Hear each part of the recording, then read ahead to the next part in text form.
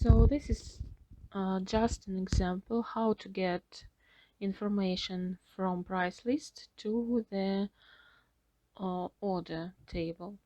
So here we have order table with SKU from client and quantity.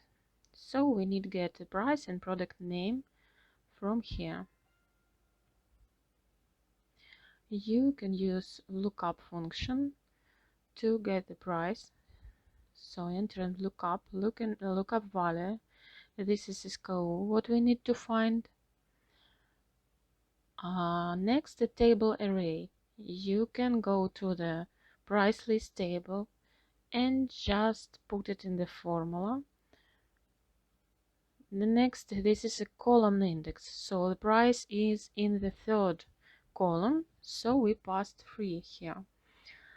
And exact match. So we need just exact SKU.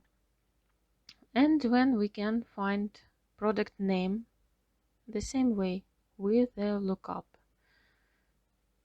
So this is the table we need to find information in. This is a column index. This is second column, so we use 2 and exact match. And we have product name here.